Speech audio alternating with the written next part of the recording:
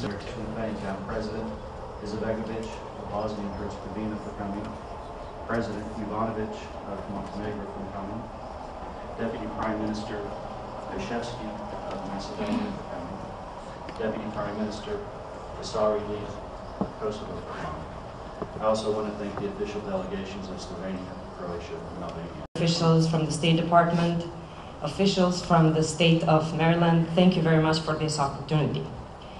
As I was coming here today, I was reminded of the importance of this event, not only because it's the first of this kind, but also due to the fact that it is happening at the times of great changes around the world. People around the world, for the first time in decades, are being optimistic about their future. Since I come from Kosovo, I know exactly how they feel. Kosovo has declared its independence only 3 years ago, being still one of the youngest countries in the world. Since then, the government and the people of the Republic of Kosovo have been very busy working on establishing the institutional framework that will allow us to develop a modern state based on the values of human rights, rule of law, and free economy that will allow us to join European Union and NATO.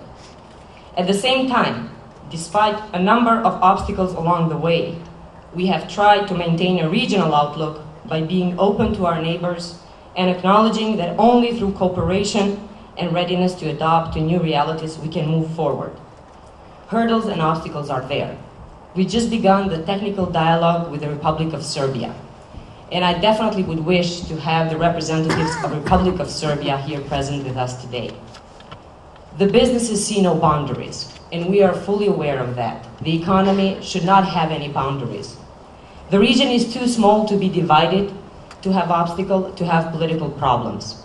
We have operated once as a greater region. We want to go back to the free market economy and operate as one region. And I know that the name Republic of Kosovo is sometimes a problem for economic development, but shouldn't be. The economy is moving forward. Traders and producers are trying to overcome the obstacles. The government should not be there to pose these obstacles. The government should be there to remove the obstacles. Having achieved considerable progress in state building, we, the government of the Republic of Kosovo, have now turned to our next challenge. That is the economic development. Kosovo has been sustaining a modern growth in the last couple of years. According to the IMF report on Kosovo was ranked third in Europe by its rate of economic growth. In 2009 and 2010, Kosovo observed an average growth of 5.5%. An even more encouraging fact is that this development occurred at a time when a large part of the world has not yet recovered from the crisis it suffered, or a recession that had embraced almost whole Europe. However, we believe that building on its geographical position, its young population, as well as its natural resources, our country can accelerate the positive trend of development. We are particularly confident that our energy, agriculture, and IT sector growth are going to drive the next wave of development. New government has turned on the new page, and that new page is based on priorities to make Kosovo a better place for everyone it lives in.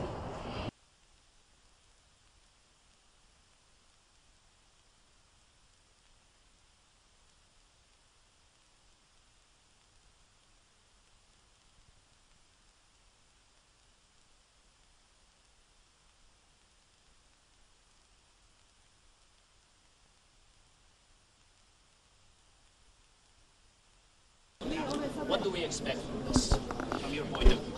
Well, as I said, my only feeling about this is disappointment. It's an economic meeting. It's not a political meeting. I think that the Serbian economy, Serbian businessmen, Serbian consumers would have benefited from being here. But that's their decision. Disappointment.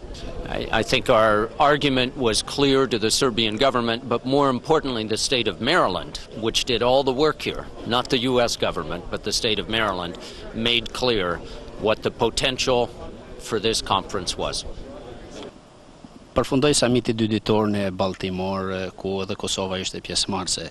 Ky është një summit biznesi, qëllimi i cilit është nxitja e investimeve amerikane në Ballkanin Perendimor në vend të parë.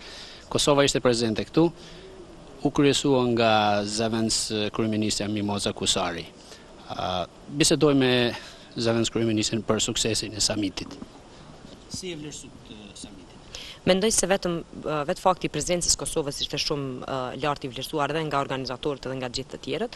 Ishte një mundësi shumë e mirë për të treguar prioritetet e qeverisë Republikës Kosovës lidhur me zhvillimin ekonomik dhe hapjen e Kosovës ndaj investitorëve të huaj, ndërsa konsideroj se ishte një pjesëmarrje shumë e gjerë edhe investitorëve nga Shtetet e Bashkuara të Amerikës dhe kompanive të interesuara për Ballkanin Perendimor, por edhe kompanive dhe asociacioneve tjera të biznesit nga Ballkani Perendimor. Vlerë e veçantë e këtij samiti ishte ndërlidhja edhe e shtetasve dhe perfaqesuesve institucional të shteteve të rajonit në nivelin më të lartë, domethënë kemi pasur 2 president, 2 zëvendës kryeministra dhe një numër të madh të ministrave nga shtetet e rajonit dhe ishte një mundësi shumë e mirë që në mënyrë zyrtare dhe jo zyrtare të bisedohen mundësitë e bashkëpunimit.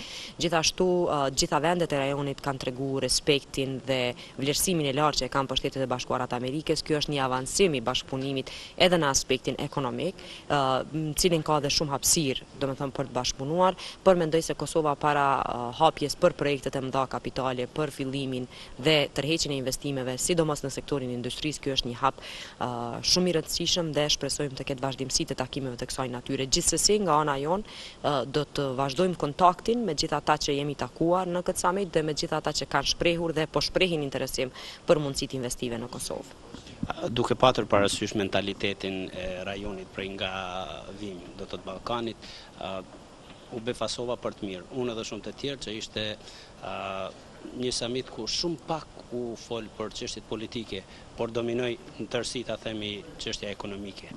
Mendoj se kjo çështje u evitua në një farë forme me mos pjesëmarrje në Serbisë, edhe pse unë edhe në fjalimin tim hapse përmenda se do të ishte mirë të ishte edhe përfaqësuesi i Republikës së Serbisë, për arsye se ka shumë për të biseduar dhe ka shumë për të debatuar në raport me mundësitë ekonomike. Megjithatë, konsideroj se gjithë treguan afinitetin dhe qasjen e tyre ka zhvillimi ekonomik. Ju keni tërësisht të drejtë, asnjë çështje politike nuk u prek, bile edhe në shtetet të cilat nuk i kanë njohur Kosovën si Bosnia dhe Hercegovina, pat një qasje shumë praktike ndaj mundësive të bashkëpunimit me Kosovën, duke filluar nga presidenti i Bosnjës së Hercegovinës dhe ministrat tjerë të kësaj qeverie. Prandaj besoj se vazhdimësia e kontakteve dhe e takimeve të kësaj natyre ul tensionet politike, ofron mundësi për bashkëpunim dhe kthen agjendën dhe fokusin te temat me të vërtetë rëndësishme për popujt e rajonit. Ato janë zhvillimi, mirëqenia dhe ngritja e bashkëpunimit në nivelin cilin gjithë e dëshirojmë.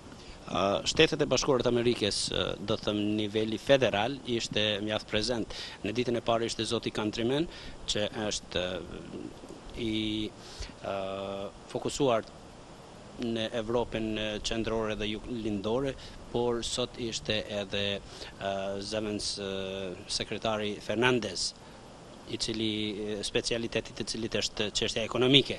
Po.